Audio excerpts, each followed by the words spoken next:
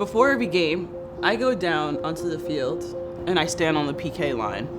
I kind of just free my mind.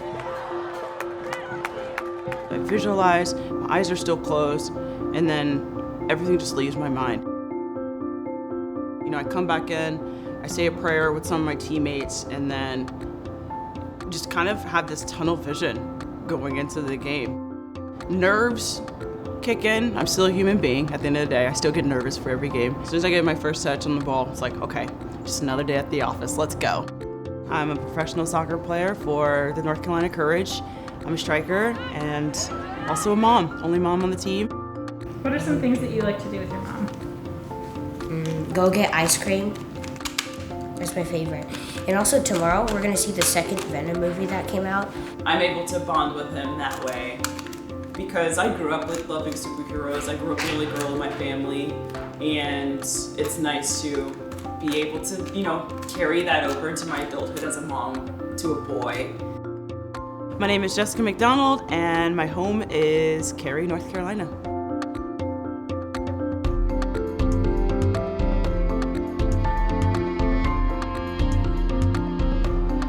Against the game against OL Reign, Merritt Mathias, who's our right back, had the ball. She had some time and space, and she looked up, and we locked eyes. This is why soccer is such a beautiful sport to me.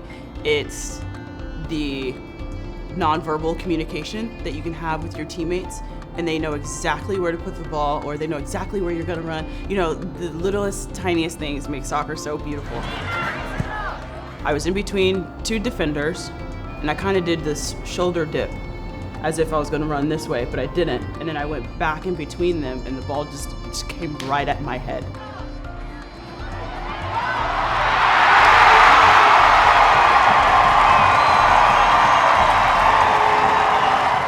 It was just like a perfect ball from Merritt, to be honest. And she read my run very, very well.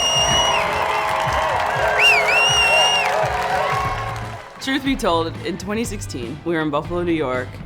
I was with the Western New York Flash, and I was 28 years old at the time, and I was thinking about retirement, actually. Then I had this opportunity to go and play overseas after this season, so I was like, okay, do I finish out overseas? So I'm thinking about overseas as well. I've been in the BSL since day one, and I've been a mom since that day.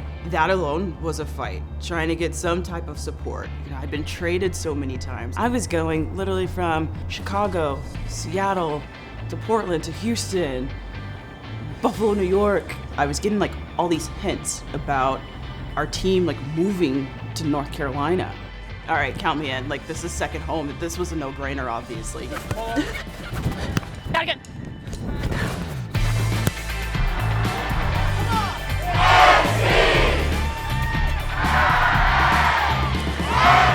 I love our fans here, man. To hear the cheers from our fans, you know, when my name gets called. Number 14 is Jess McDonald.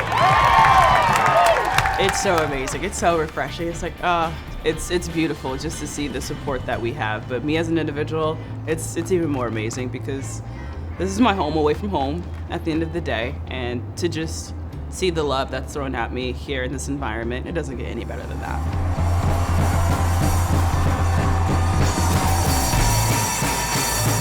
I was feeling very confident that season in 2018. This was in the middle of the summer. I'll never forget. This was like in June, July.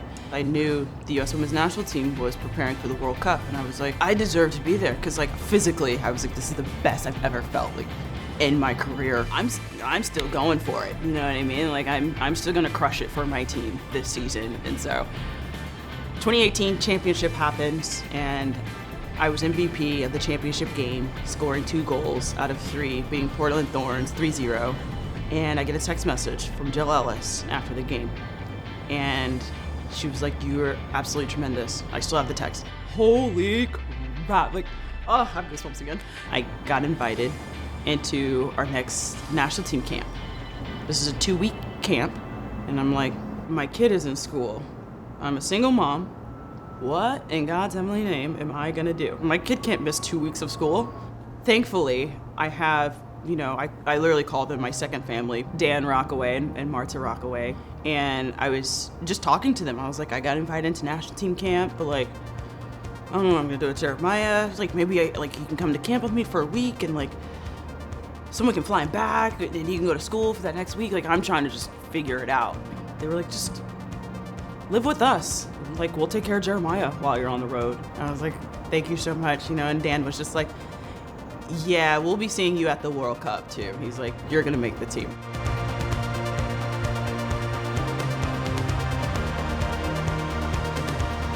I was at the World Cup Championship, and my mom won the golden trophy, and we were like celebrating, and we also had confetti everywhere, and we made snow angels. The best moment I've ever had with my son, ever. He's gonna remember that moment for the rest of his life because he was 7 years old. So he's gonna remember France. He's gonna remember it for the rest of his life. And so to share that moment with him was the most incredible moment that we've ever had together, like I said. It was also such a relief, because people always ask me, like, oh my gosh, what is it like winning the World Cup? And, I give them just, a simple answer, like, oh, it's awesome, but, deep down, it was just such a relief. Like, we held that trophy up, and I was just like, wow, thank the Lord. Through the ups, the downs, the trades, the injuries, the everything. My child sitting in a stroller at training. Thank God. That was all worth it. At the end of the day, I did it for my kid too.